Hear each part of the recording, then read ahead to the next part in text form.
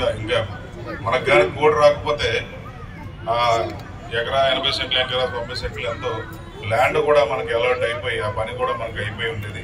మన కోడ్ కారణం వల్ల ఇంకా ఒక నెల రోజులు ఉండుంటే మనకి సుమారుగా మన కబ్రస్థాన్ కూడా మనకి పూర్తి మన చేతికి వచ్చేసేదని సందర్భంగా మీకు తెలియజేస్తున్నాను.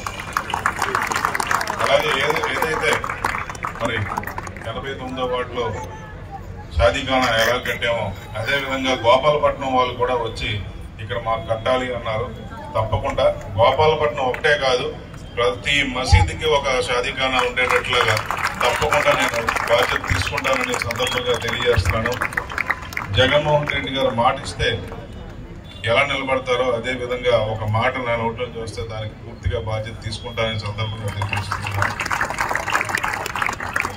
జగన్మోహన్ రెడ్డి గారు కూడా రీసెంట్గా ఒక ఇన్సిడెంట్ జరిగింది, అది కూడా మీకు చెప్పాలి. దీంతో ముగిస్తాను, ఎందుకంటే మీ అందరూ ఖలీల్ ఖాన్ అని నెల్లూరు సిటీ ఇంత డబ్బున్న వ్యక్తి కాదు.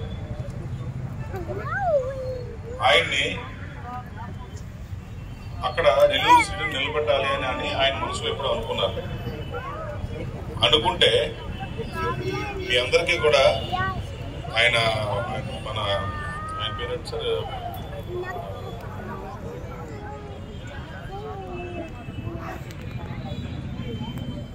వేమిరెడ్డి ప్రభాకర్ గారు ఆ సీటు కోసం చాలా భారీగా, సార్ నేను పార్టీకి ఎంత ఇస్తాను, నేను అది ఊహించడం ఆ డబ్బులు, మీరు నాకు 5 సీట్లు ఇవ్వండి దాంట్లో అది అని అంటే నువ్వు ఒక్కటి తప్ప ఏదైనా అడుగు అన్నారు.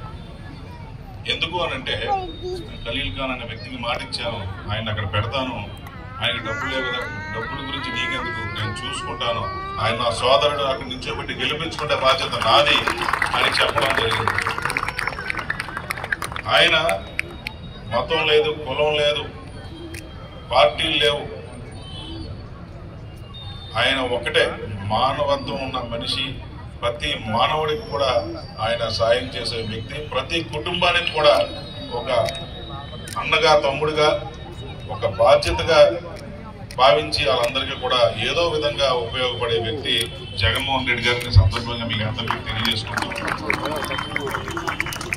మళ్ళీ మీ అందరి దీవులతో, మీ అందరి బ్లెస్సింగ్స్తో మళ్ళీ రంజాన్ టైంకి మళ్ళీ ఇఫ్తార్ విందుకి మీ అందరూ కూడా ఒక ఎమ్మెల్యేగా నన్ను దీవించి మళ్ళీ మీరు పిలుస్తారని మనస్ఫూర్తిగా కోరుకుంటూ ఈ అవకాశం ఇచ్చిన మీ అందరికీ కూడా మరొకసారి ధన్యవాదాలు తెలియజేసుకుంటున్నాను.